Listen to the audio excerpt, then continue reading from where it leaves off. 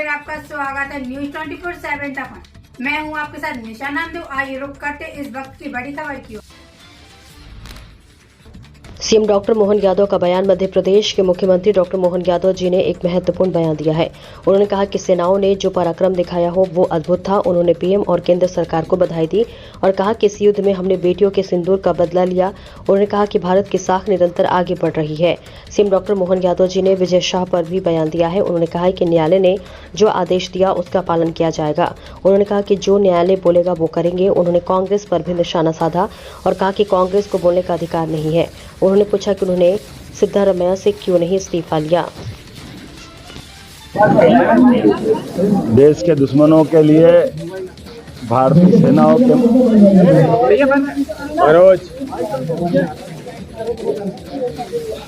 आतंकवादी पहलगाम के हमले के बाद जिस प्रकार से सेना को छूट दी गई थी यशस्वी प्रधानमंत्री के द्वारा और सेनाओं ने जो पराक्रम दिखाया है, हम सब पूरा देश 4 दिन के उस अद्भुत नज़ारे को देख करके कि जब दुश्मनों के हमने ड्रोन मिसाइल दिवाली के फटाकों की तरह तोड़ के फेंक दिए और हमारे हथियारों की मार की क्षमता, हमारे सेना का शौर्य पराक्रम दुनिया ने देखा है।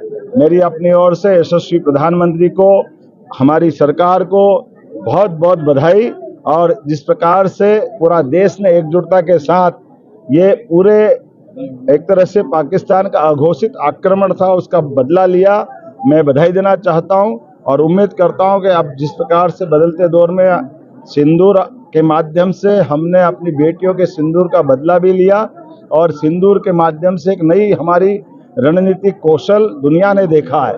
मैं उम्मीद करता हूं आने वाले समय में भारत की साख और धाक निश्चित रूप से यह आकाश की ऊंचाइयों के समान आगे बढ़ रही है और भारत को इसी तरह बढ़ते देखने में हम सबके लिए सौभाग्य की बात है।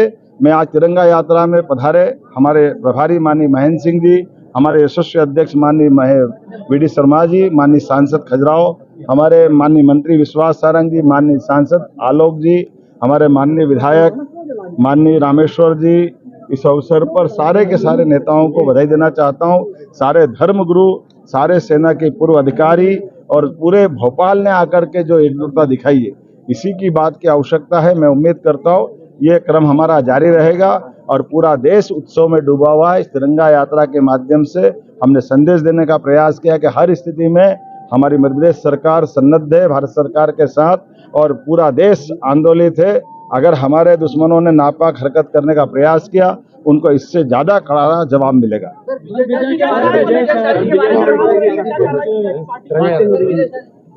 यशस्वी, खास करके मैं इस मामले में इतना ही कहना चाहूँगा कि न्यायपालिका ने जो आदेश दिया है हमारी सरकार ने उसका यथायोग्य तरीके से पालन किया है और न्यायालय जो कहेगा हम उस हिसाब से चलते जाएंगे। इस्तीफे की मांग कर रही है कांग्रेस। कांग्रेस तो करती रहेगी। कांग्रेस सिद्धारमैया से मांग ले, उनके मुख्यमंत्री रहते हुए कांग्रेस के सारे मंत्रियों पे मुकदमे चल रहे हैं। कांग्रेस केवल बात ही कर सकती है। कांग्रेस के आचरण में केजरीवाल का साथ चुनाव में लड़कर कदम से कदम मिला के दिया। वो तो मुख्यमंत्री होते जेल में गए थे। कांग्रेस कहाँ गई थी उस समय? कांग्रेस जिस मुंह से बोल रही, कांग्रेस को तो अधिकार ही नहीं बोलने का। कांग्रेस ने जितनी बेशर्मी की हदें पार की है आज तक किसी ने नहीं की।